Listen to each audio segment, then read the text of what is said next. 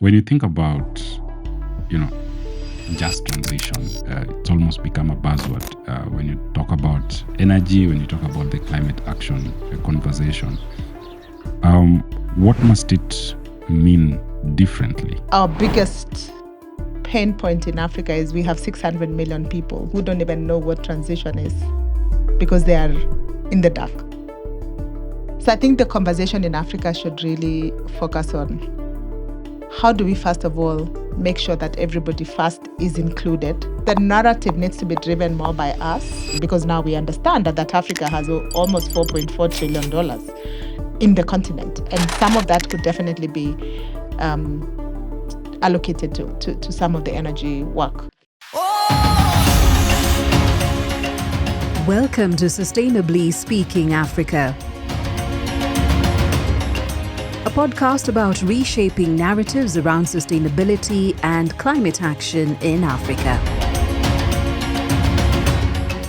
This podcast is brought to you by the Kenya Climate Innovation Centre and is made at Semabox. Join us for this and other episodes as we talk to industry leaders, frontline communities, and the innovators who are accelerating the progress towards a greener, sustainable future. Hi, Carol. How are you doing? Hi, Tobias. I'm good, thank you. I know it's been quite a day. From the reflections so far, are you feeling energized? Pun intended. Very much so. I'm actually very energized. I've just come from the workshop around storytelling, and I'm so inspired to tell better stories about Africa. All right. I think that's where we should start telling better stories about Africa in regard to energy. In the context of Africa, energy has almost always been seen as an infrastructure issue in terms of, how many mini grids we build, how many more people we connect, and not so much about the productive use, how it can catalyze development.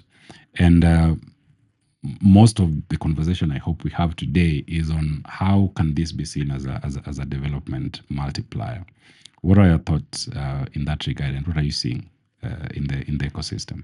So if you think about development and energy, you have to look at not just the energy we connect, but we need to look at the amount of energy we consume. Yes. An average household in Africa consumes 3 to 5 kilowatt hours per month, compared to a household in the developed world, which is in excess of, let me not even go to the developed world. Let me talk about an average household in Nairobi is upwards of 300 kilowatt hours, and the bigger homes, even in excess of 1,000 kilowatt hours. So you can see the development implications is that there is a direct correlation, not between energy access, but between energy consumption and development. And why do I say this? I say this because that then, makes the case for increasing demand, especially in rural communities, by providing equipment that is going to increase the consumption, but then also bring some economic development out of it. So we need to answer the question around, beyond connecting, how do we actually increase the demand and therefore the consumption? I was speaking earlier today with Emmanuel, and the question about the economics around energy, making it make sense business wise, and translating that into productive use. And when you think about clean energy, what opportunities does it have to unlock that productive use in different sectors in the continent? When you think about energy, you have to step back and look and say, what can you do without energy? What can you do without energy? And what can you not do without energy? We couldn't do what we are doing now without energy, could we? Nope. The food that we've eaten over lunch, could we do without energy? No. This event, could it run? Let's say we get a blackout and there's no backup power. We're going to stop. So energy is really central to a lot of the things that we do in our normal day-to-day lives. But specifically as a tool for economic development. I think, and not necessarily looking at it from a cost perspective, but first of all saying, what does energy solve for? Yeah. Then once we've defined what does energy solve for, then we go back and say, how do we make it affordable? Mm-hmm. And the affordability question will be answered in many ways. Mm-hmm. It's first of all, how are we building the energy or the power system networks? Yeah. Are we solving for standalone systems? Are we solving for collective systems? Mm-hmm. Are we solving for mini grids? Are we solving for grid? And all of this add up to the stack in terms of the cost. Mm-hmm. The best case scenario for any government would be obviously to connect the entire country with a grid. Yeah. But the reality is our communities sometimes are very dispersely populated that it just doesn't make economic sense to extend grids, especially where those communities, households will be consuming 3 to 5 kilowatt hours. Yeah. So the cost of investing in that extension may not justify the return.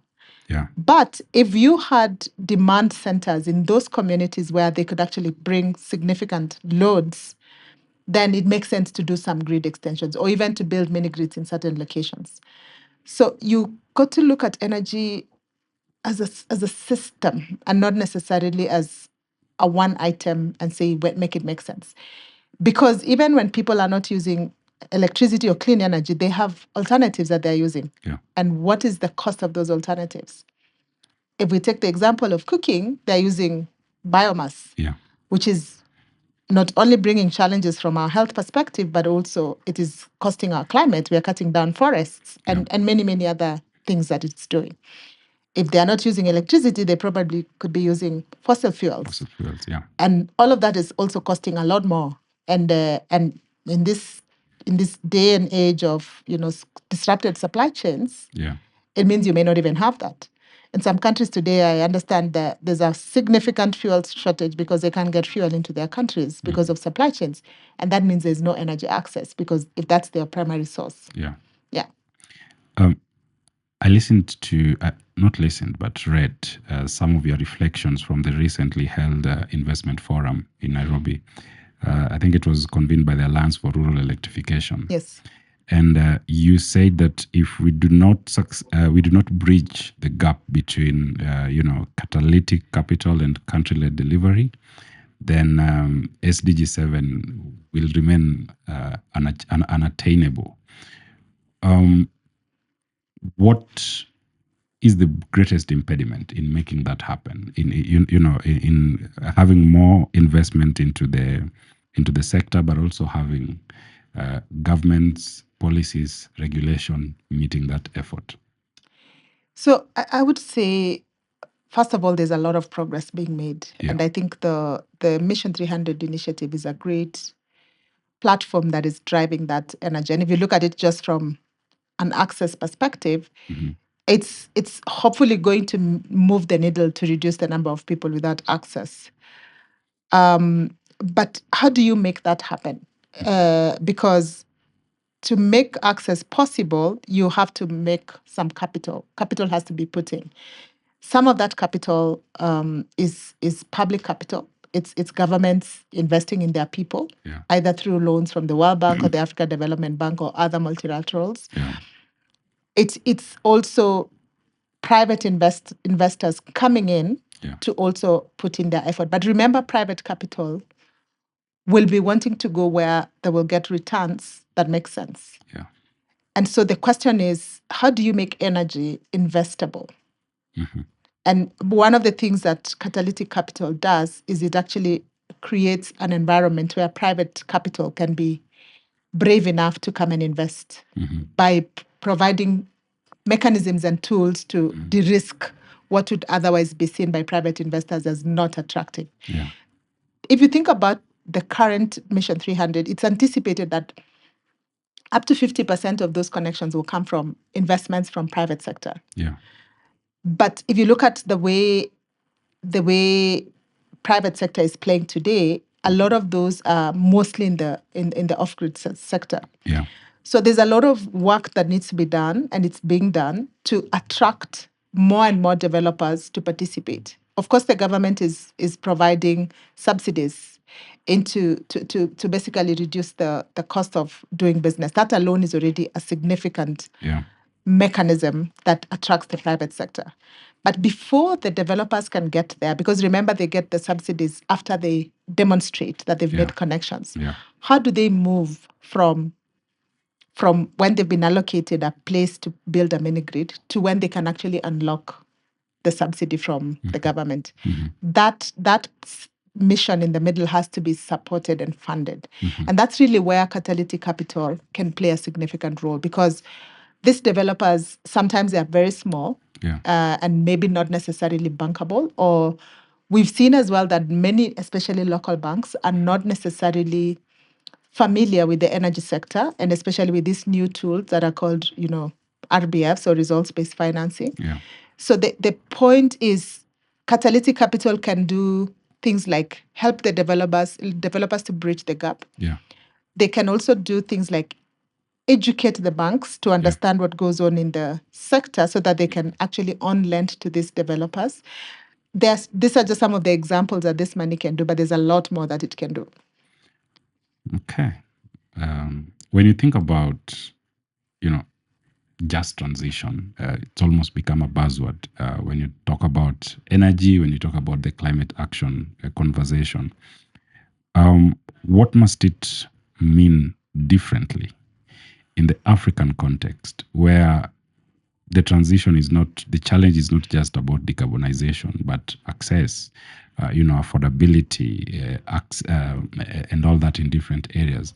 What must be very distinct about just transition? And I ask that because I listened to the immediate past vice president of Nigeria mention something close to that the transition in the African context must not be the same as the rest of the regions, because we still have access problems, affordability problems, and the one-size-fits-it-all approach may be a challenge.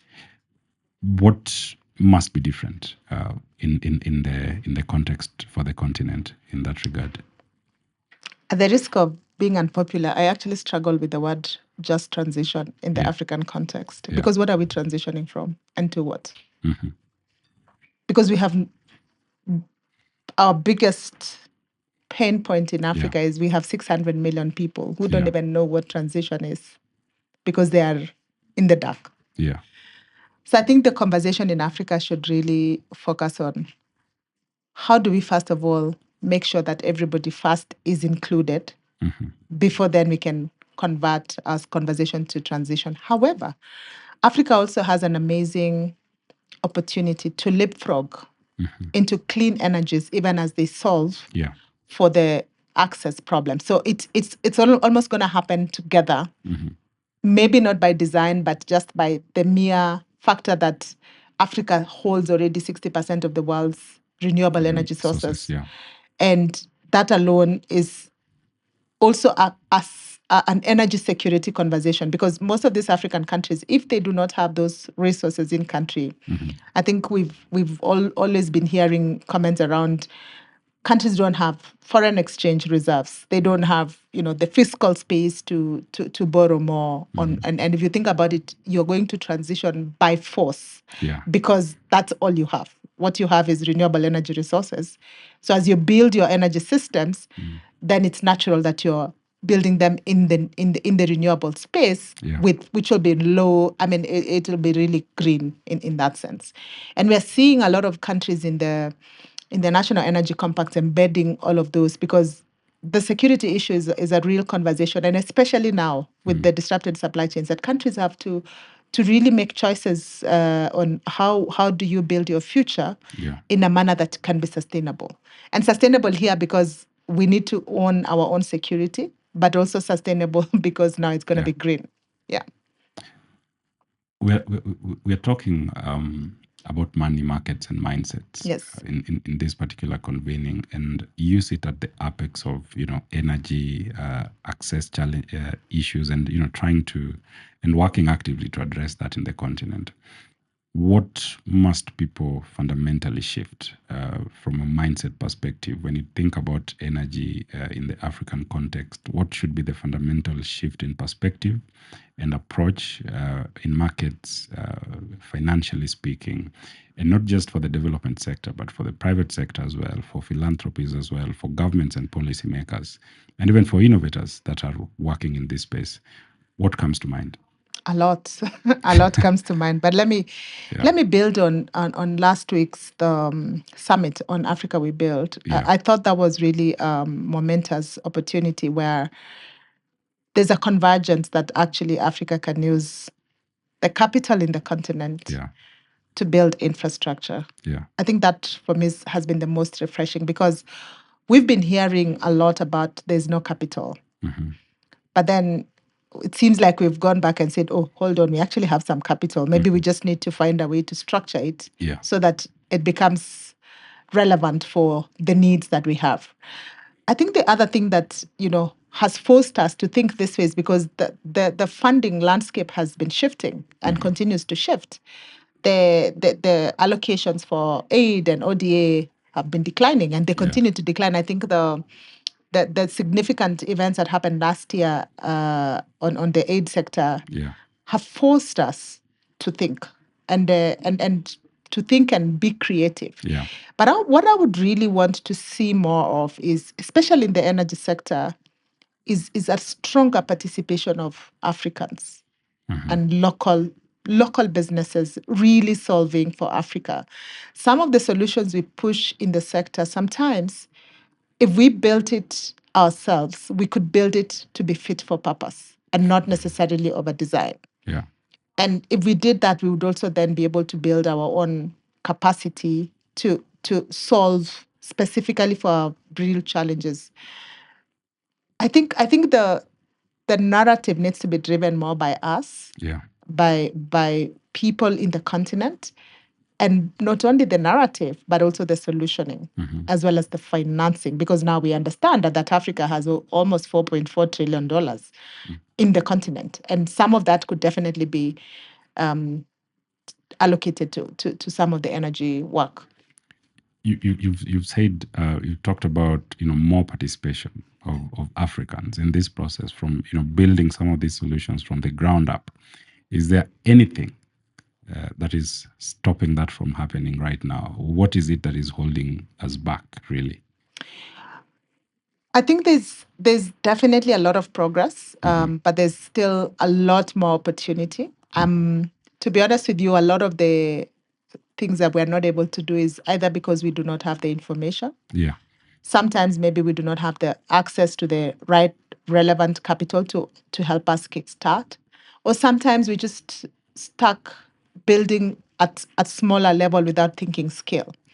And even if we wanted to think scale, sometimes we are struggling with figuring out who is your support ecosystem to do that. So there's a lot of ecosystem work that needs or continues to be done, but could be done faster to ensure that the participation of more African stakeholders are actually solving for the energy crisis in Africa. Okay.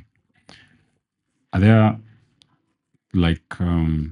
specific sectors or specific opportunities that you see for clean energy, to unlock productive use in the continent? Yeah, actually, we are currently thinking about how do we do this work at scale, and we have been working to creating a coalition. We are calling it a Powering Opportunity Coalition, which is basically saying, how do we map out ecosystem players to look at a system and look at what everybody brings as their area of expertise and strength, and how can we collectively bring our expertise and strength into a certain place and do development as a team, rather than each of us going to do pilots in our own way in a fragmented manner. So what we want to do is to test this in one of the agri-value chains and say, if we brought somebody who's an expert in production, or for example, of seeds or fertilizer, and there's somebody who can help in between, maybe if you think about from a productive use perspective at the production point, If it's irrigation that's required, then there's an energy component in there. Depending on what value chain it is, you probably will need some processing work to be done. And then there's a post-harvest management. If it is fresh produce, then you will need either some cold storage of some sort. Bringing all actors around the table, and then most critically that we always forget is the market linkages, but also the transportation to markets. So thinking about mapping all of that and saying who will play this role in this ecosystem and testing it in a place. A place here could be a country, could be a county, could even be a community. And once that template works, where you have all actors working, we then scale it and say, this is a template that works. Come and plug yourself in as this actor. This includes private sector, by the way, because for any system to remain sustainable, you got to build the template and let the private sector run with it. Of course, government will continue to play its role, and government will be central to this, because we feel that for us to scale, the role of government is very critical. And we need to identify also what is the role of public finance in enabling some of these models. If you mentioned the role of governments, if we get energy access right in the next decade, what are some of the wider development gains you think Africa could unlock, and what must governments play in that particular regard? So, energy access alone is not sufficient. Yes. It's required, but not sufficient. And additional interventions to increase demand are critical for development. Yeah. I mean, if we get it right, especially if we are able to mainstream productive use, then naturally that we should see increased productivity. Potentially, we should see emergence of new industries. So industries first, processing our own agri-produce or whatever else. It could be mining, it could be anything, because we now have energy. But also industries emerging to produce the productive use equipment, not just to produce, to service, to sustain that ecosystem. You should have sufficient technicians, installers, name it. And really, this is a jobs play. We need to see the productive use of energy, not just as a statement of productive use of energy, but as answering to our bulging youth force as a jobs play.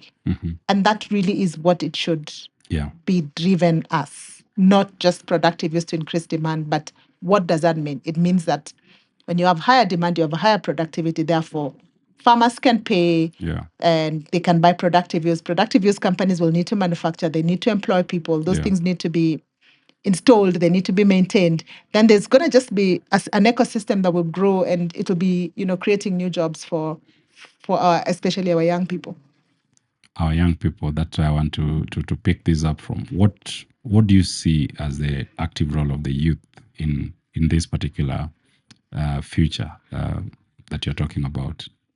I think the young people, this is their future. This is going to be where they live. I think one of the things that I see a lot of innovation coming out of the young people should continue, because then it's from that they see things very differently. And that innovation will alone contribute significantly to how we even do development, but also what kind of productive uses we will push for. And therefore, how will that increase their productivity and improve their livelihoods and emerge jobs out of that? I think the young people could be the ones that are, once we scale these things, could be the private sector players, that could be the SMEs that are developing businesses behind these productive users. So at the end of the day, what we are creating is an ecosystem that allows this innovation to happen. So that then, these young people can continue to build businesses and provide employment for others. Okay.